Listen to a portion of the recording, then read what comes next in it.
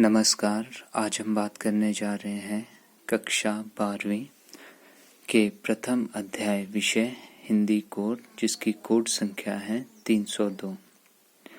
इसके कवि हैं, यह एक कविता है जिसका नाम है आत्म परिचय। कवि का नाम है श्री हरिवंश राय बच्चन जी। इस कविता का प्रथम पद इस प्रकार है। मैं जगजीवन का भार लिए फिरता हूँ, फिर भी जीवन में प्यार लिए फिरता हूँ। कर दिया किसी ने झंकृत जिनको छूकर, मैं सांसों के दो तार लिए फिरता हूँ। सबसे पहले हम कठिन शब्दार्थों पे प्रकाश डालेंगे। इसमें पहला शब्द आया है आपके पास जगजीवन। तो जग जीवन अर्थात संसारिक गतिविधियां, जग अर्थात संसार, जीवन जो मनुष्य की गतिविधियां होती है संसार के प्रति। दूसरा इसमें कठिन शब्द है झंकृत। जिस प्रकार से सितार की या किसी गिटार की तारों को बजाकर जो स्वर निकलता है, उस क्रिया को हम कहते हैं झंकृत करना। ठीक है, तो झंकृत का अर्थ है तारों को बजाकर स्वर निकालना। तीसरा है तार। तो यहाँ पे तार तो आप सभी को पता होगा, परंतु यहाँ पे तार का उपयोग किया गया है यादों के लिए, यानी कि कवि के जीवन में जो उसकी यादें हैं। अब हम इसके प्रसंग की ओर प्रकाश डालेंगे। प्रसंग इसका इस प्रकार से रहेगा। प्रस्तुत काव्यांश हमारी हिंदी की पाठ्यपुस्तक आरोह भाग 2 से लिया गया है। इसके कवि श्री हरिवंश राय बच्चन जी हैं।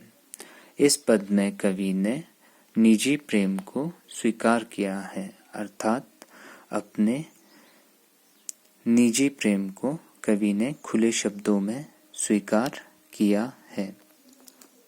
अब हम इसकी व्याख्या की चर्चा करेंगे। इसकी व्याख्या इस प्रकार से रहेगी कि बच्चन जी कहते हैं कि मैं संसार में जीवन का भार उठाकर घूमता फिरता हूँ, अर्थात सामाजिक जिम्मेवारियों को निभाता हूँ, अर्थात उनकी समाज के प्रति जो भी रिस्पॉन्सिबिलिटीज अर्थात जिम्मेवारियां हैं उनको वो निभाते हैं। परंतु फिर भी अपने जीवन में प्यार लिए फिरता हूँ। जीवन की समस्याओं के बावजूद कवि के जीवन में प्रेम है। कवि का कहना है कि संसारिक जिम्मेवारियों को निभाते समय उनके जीवन में जो भी समस्याएं आती हैं, वो उन समस्याओं को हंसकर पार करते हैं, क्योंकि उनके जीवन में प्रेम भरा हुआ है। आगे कहते हैं, कवि का जीवन सितार की तरह है जिसे किसी ने छूकर झंकृत कर दिया है। यहाँ पर कवि ने रूपक अलंकार का प्रयोग किया है, यानी कि अपने जीवन को एक सितार का रूप दिया है। ठीक है, उसके बाद कवि कहते हैं फलस्वरूप उसका जीवन संगीत से भर उठा है। अब उसका जीवन इन्हीं तार रूपी सांसों के कारण चल रहा है। कवि के कहने का आशय यह है कि उसके जीवन में उसका कोई प्रेमी था, जिसकी याद को आज भी उसने अपने हृदय में जगह दी है, और इसी प्रेम के कारण वो अपने जीवन की बड़ी से बड़ी समस्याओं को भी पार कर जाता है।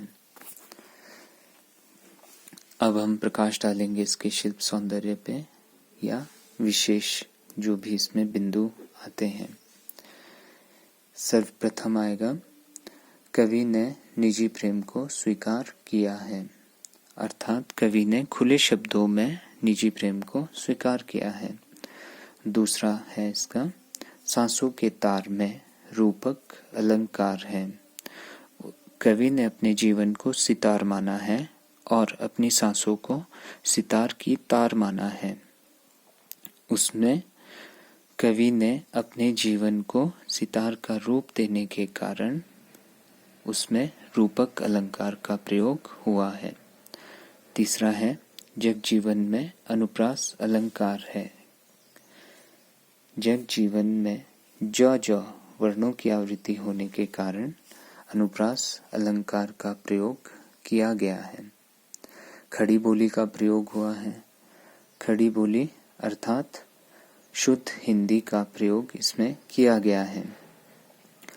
किया करता हूँ लिए फिरता हूँ से गीत में मधुर मस्ती आ गई है, यानी कि गीत और भी ज़्यादा मधुर बन गया है। आइए अब चर्चा करते हैं इस पद से संबंधित प्रश्नों की। जग जीवन में भार लिए फिरने से कवि का क्या आशय है? तो इसका उत्तर रहेगा जग जीवन का भार लिए फिरने से कवि का आशय है सांसारिक रिश्ते, नातों और दायित्वों को निभाने की जिम्मेदारी, जिन्हें न चाहते हुए भी कवि निभा रहा है। संसार में कुछ एक रिश्ते ऐसे होते हैं जिन्हें हमें निभाना ही पड़ता है और उसी प्रकार कवि उन रिश्तों को ना चाहते हुए भी निभा रहा है। दूसरा प्रश्न इससे बनता है सांसों के तार से कवि का क्या तात्पर्य है? तो इसका उत्तर रहेगा सांसों के तार से कवि का तात्पर्य है उसके जीवन में भरा प्रेम रूपी तार, जिनके कारण उसका जीवन चल रहा है, अर्थात उसकी प्रेमिका की याद के कारण ही उसका जीवन चल रहा है। तो ये थी प्रस्तुत पद की व्याख्या, सप्रसंग व्याख्या, जिसमें हमने शिल्प सौंदर्य और पद से संबंधित प्रश्नों को भी स्पष्ट किया। एक बार फिर से हम इस पद को पढ़ेंगे। मैं जग जीवन का भार लिए फिरता हूँ, फिर भी जीवन में प्यार लिए फिरता हूँ। कर दिया किसी ने झंकृत जिनको छूकर, मैं सांसों के दो तार लिए फिरता हूँ। धन्यवाद। आपका दिन शुभ हो।